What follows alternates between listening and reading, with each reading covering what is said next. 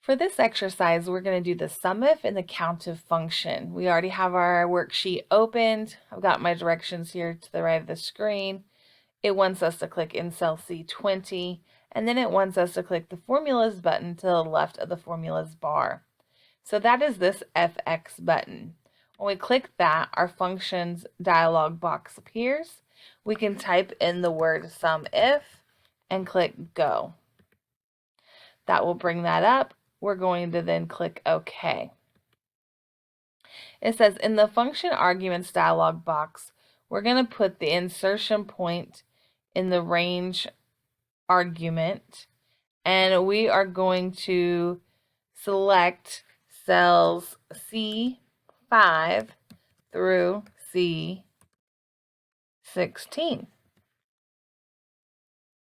And in the criteria box, we're going to go ahead and type here, looks like 200,000. Okay. So the sum range text box is not bold. This means the argument is optional. If you leave the sum range blank, Excel sums the cells you enter in the range box. So we'll leave that blank. We'll click OK. So once we do that, we should see that we get this similar number here. Mine's just not formulated properly to have the $sign and the commas in it as part of the revenue from the properties that valued in excess of the 200,000. So what we're going to do next is we're going to click on cell C21. That'll be the next one down. And in the formulas tab, we're going to go to the function library group, and we're going to click recently used, and then we're going to choose SUMIF again. So we are going to our formulas tab. So this is really just showing you another way you can also really get there and do the same thing. So go to recently used. This is something we've already done. So we're going to click the SUMIF. It's going to bring up a new information for you to enter your ranges and criteria. So we'll type in E5 through E16.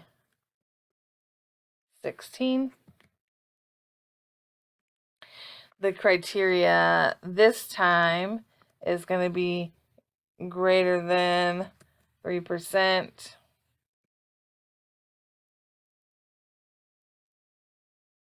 Okay. And in the sum range field, it says select C5 through C16. So this time it is having us put some information in this particular field.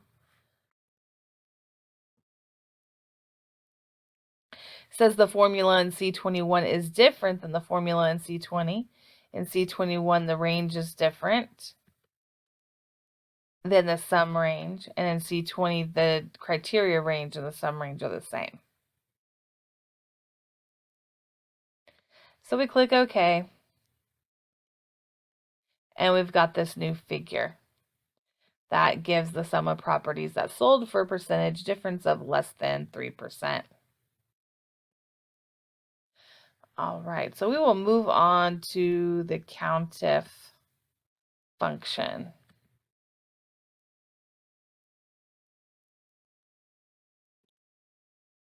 Let me pull up the directions on this one.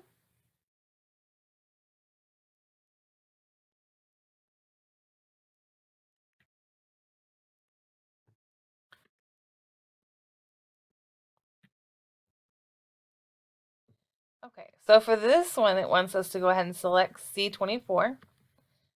So, and it looks like somehow I put my information earlier in column D. So I'm just going to go ahead and do that for this purpose, but it should have been in C. And it says click the insert function symbol. So here's also the insert function symbol as well. And we're going to type Countif. And in the function arguments dialog box, we're going to type this information. And it was still doing SUMIF because I didn't hit go. So make sure if you type this in, is that you hit go. Well, that didn't go, did it? One more second here. Okay, so now there's the countif. Okay. So we will go ahead and type in then the arguments, which is B5 through B16. Enter in the criteria. So this one is the less than, equal, 200,000. And it wants us to press the tab button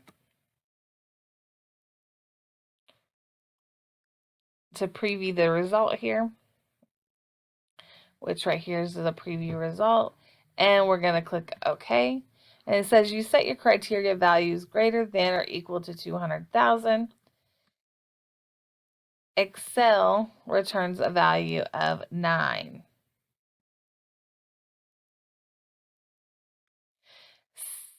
So we're going to select cell C25.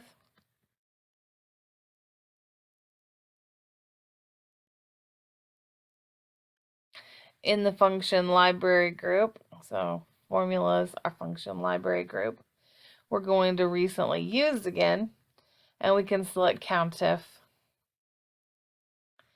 And now we can type in a new, so C5 through C16. Again, greater than or equal to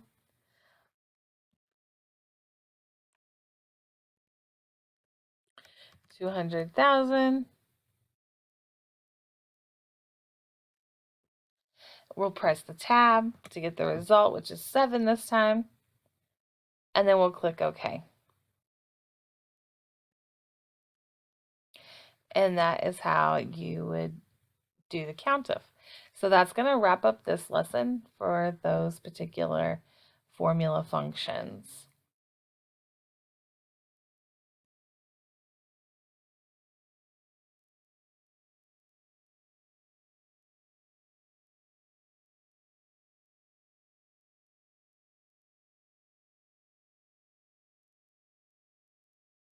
For this exercise, we are going to look at getting an average using the average function. So it wants us to go to C27.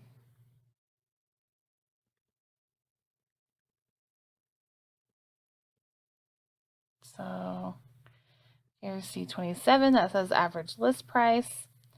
And it wants us in the number 1 box to type, oh wait a minute, I'm sorry.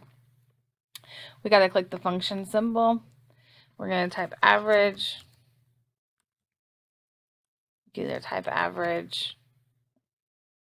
Okay. And then in the number 1 box, this is where it wanted us to type B5 through B16.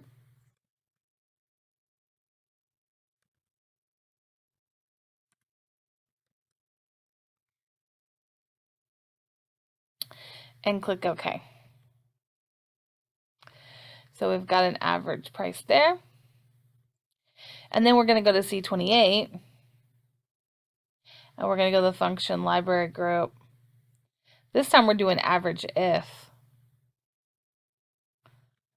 So C28, recently used, insert function, and we're going to type average if.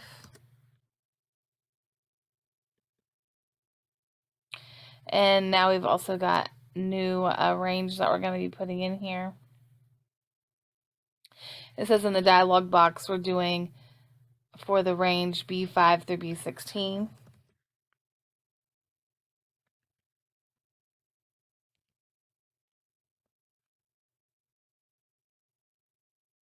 In the criteria box, we'll do the greater than or equal to 200,000.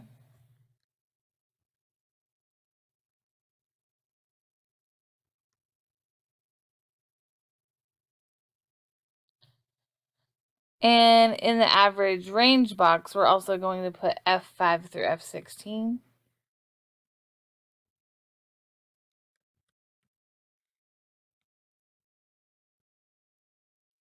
And then it says to press tab. And this is where it gives us our formula result. This is also clarifying that, and then we'll go ahead and press OK. And that wraps up using the average and average if function.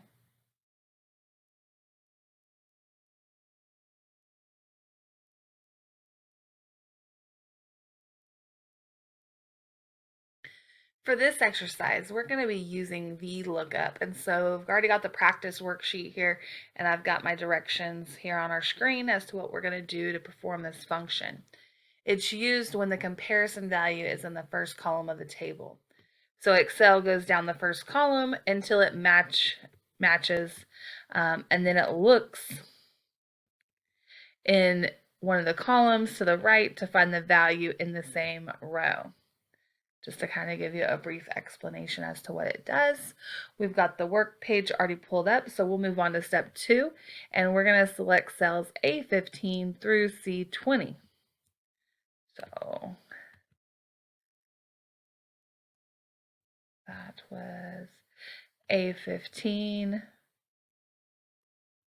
through C20, which is really the second chart here.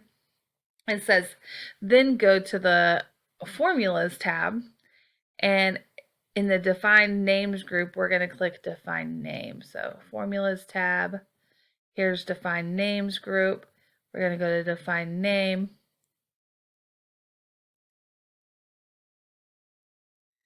And it says in the New Name box, we are going to type bonus and click OK. And it says then we're going to click cell E5. So E5, which is here. And we're going to click the insert function symbol, and we're going to find Vlookup. So here's insert function, and then we're going to type in Vlookup and click go. And we'll select that one and OK.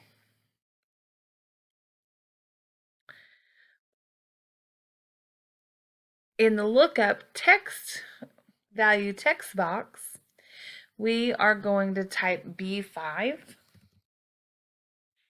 and we'll press tab. In the table array box, it says go back to the Formulas tab and choose the Use in Formulas drop down, and we would select bonus.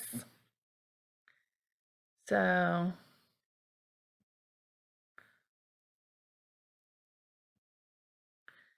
one second here.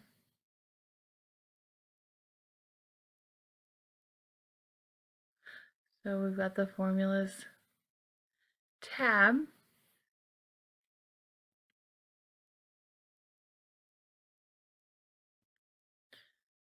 One second here. So here's the Use in Formula drop down, and then click bonus. It says this will use the array of information we defined. In the col index num box, we're supposed to type 2. So let me figure out how to get back to our formula. So I don't know if you saw that there's a little box there that I just clicked to bring this back up again. So it may be a little bit confusing to get back there, but I believe it was an arrow that was kind of blue like this. And then once I clicked that, it now brought us back to this window. So we can type the number 2. And then we'll press tab again. And it says in the range lookup box, type true, which means the Vlookup can check for the nearest value that does not go over the number in the first column. The same bonus is paid for a range of years.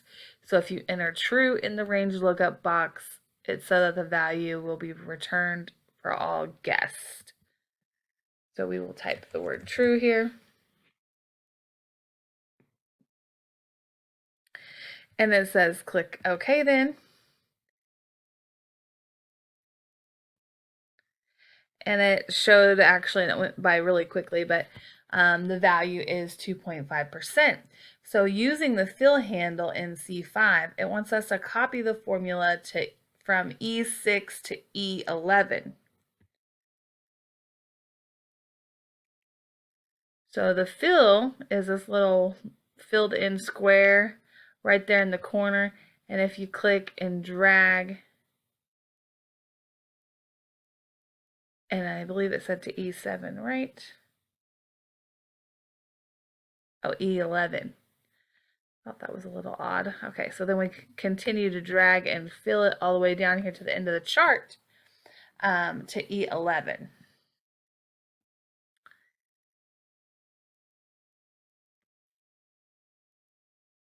The reason E11 shows NA is because the agent has only been with the company for 0.5 years.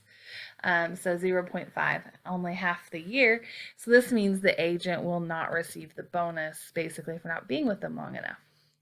So we'll click in cell F5. And we're going to type equals Vlookup B5 bonus 3. So I'll go back. Actually, I'm going to see if it'll let me copy this so it's easier for me to make sure I get it here correctly. It's not going to. Okay. So F5. So F5. All formulas, again, start with the equal sign. So Vlookup.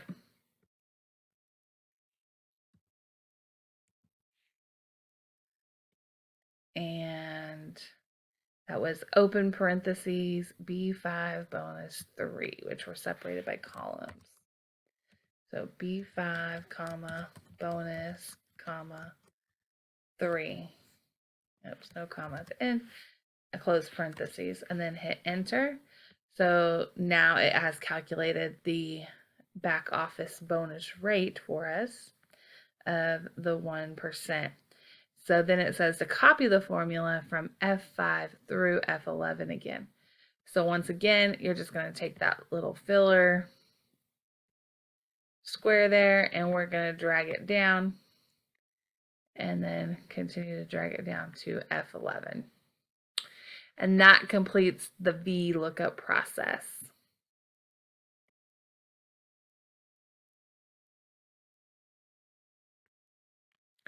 For this exercise, we will be doing the HLOOKUP. So this one actually searches the horizontal for a value in the top row of a table or an array, and then returns a value in the same column from a row you specify in the table or array. So we have our sheet here, but I'm actually on the wrong tab, so I need to go to my HLOOKUP tab. I'm going to copy our directions over here real quickly. Okay, so it wants us to click cell F11. So here's F11. And we're going to click the insert function symbol. So insert function. And now this time we are going to type HLOOKUP. Click go. Select that that's the one that we want. And from here in the lookup value, we're going to type E11.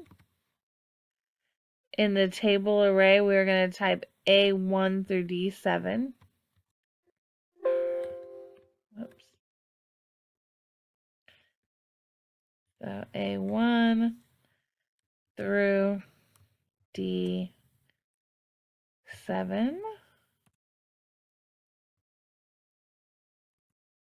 Sorry, my computer, I'm not typing in the 7 correctly. Here we go.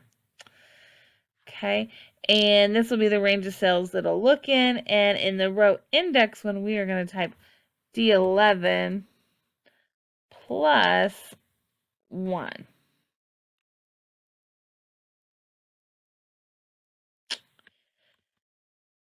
Somehow I put that in the wrong box, so I'm just going to copy and paste it in the correct box here. And it says this currently evaluates to 3. So we'll see that it equals 3 here. If you just do the number of beds that is in D11, you won't come down enough rows because of the labels in the first row of the table array. The number of beds is usually 1 row more than the number of beds because of the labels. So it gives you an example there in parentheses. Beds, CO2, exits, and feet count as the first row, and row 2 is for 1 bed. In the range lookup, it's going to have us type false because we want an exact match this time. And then we're going to click OK. So now we have a result of 1,000. Okay, and so in cell D11, we're going to type 7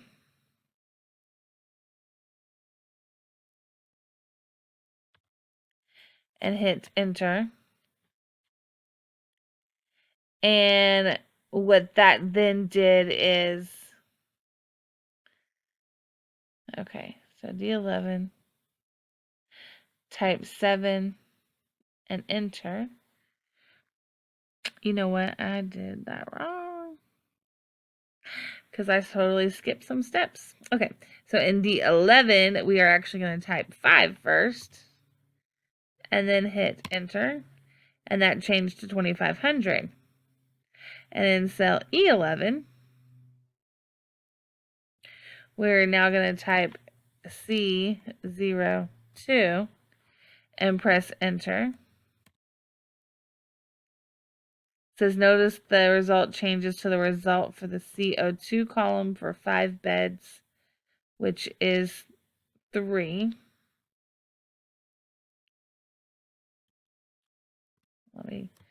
I put C0, so CO2. Let's see what happens.